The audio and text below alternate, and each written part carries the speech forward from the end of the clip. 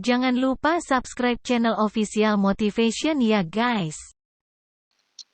Karena kita mesti betul-betul bisa melakukan redefinisi terhadap politik luar negeri yang bebas aktif, yang disesuaikan dengan kondisi kekinian. Ini penting karena apa? Karena kita perlu untuk memilih, memilah, dan memprioritaskan yang menjadi kekuatan, keinginan dari bangsa dan negara ini. Rakyat butuh bekerja. Rakyat butuh lapangan kerja lebih banyak, investasi harus lebih banyak.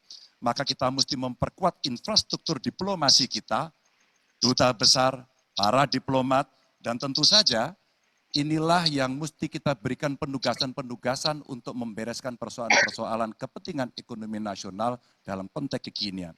Dan tentu saja kita tidak pernah lupa, Indonesia selalu setia pada kesepakatan yang pernah diambil. Dekolonisasi yang dilakukan mendorong, meyakinkan kita semua untuk membebaskan seluruh bangsa tanpa boleh mengintervensi satu dengan yang lain.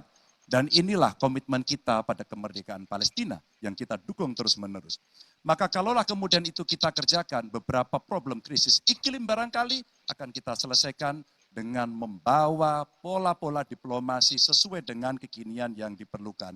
Atau barangkali kepentingan UMKM yang mesti kita bawa ke dunia internasional seperti praktek yang pernah kami lakukan di Jawa Tengah. Dan itu membuat masyarakat akan merasakan politik luar negeri jauh lebih baik. Pertahanan, sistem pertahanan rakyat semesta mesti kita dorong, kita lapisi dengan pertahanan yang betul-betul berlapis dan kita jadikan benteng pertahanan Nusantara sebagai sebuah satu kesatuan. Dan kita perlu melakukan penataan gelar pasukan karena IKN menjadi pusat gravitasi baru. Dan ini bagian dari antisipasi terhadap tarung global antara Amerika Serikat dan Tiongkok. Untuk itulah pertahanan kita mesti masuk pada wilayah 5.0 dengan teknologi sakti, dengan rudal hipersonik, senjata cyber, sensor kuantum, dan sistem senjata otonom, dan itu bisa dilakukan kalau anggaran dari Kemenhan itu 1-2% dari PDB, sehingga MEF kita akan bisa tercapai. Karena ini yang mengerikan, di 2024 saya khawatir ini tidak akan tercapai. Untuk keamanan, terorisme, narkoba, pinjaman online, judi online, kekerasan seksual, ini perlu mendapatkan perhatian termasuk TPPU. Maka reformasi kepolisian betul-betul harus mengantisipasi ini dengan penguatan cyber system kita, termasuk pengembangan SDM cyber yang kuat. Polisi yang menjadi pengabdi masyarakat betul-betul akan bisa mengayomi. Seperti kemudian pada saat saya bertemu dengan Ibu Mary Hugeng. Bagaimana Ibu Mary menceritakan bahwa polisi kita mengayomi dengan kesungguhan.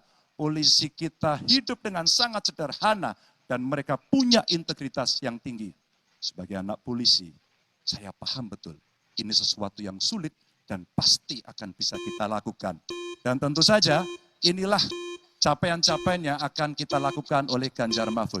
Bismillah, insya Allah kami siap.